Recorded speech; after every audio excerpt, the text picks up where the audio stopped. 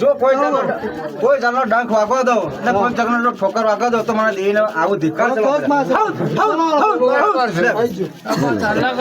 હા ભાઈ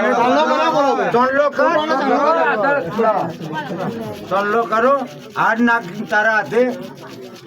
ભાઈ પેલા મારી કઈ ગયા હવે બોલો કંટ્રો બોલો. હા બોલો. આ ચોક્કસ વાત છે હું છે. હા વાત બરાબર જ છે ને. પેલું કહી દીધું મેં મોડે બરાબર છે બસ એનો અધિકાર એને મળે પછી એ ગમે તે કરે એનો કોઈ એ નહીં. બરાબર છે અધિકાર મળેલો જ હતો તો બરાબર છે ને મને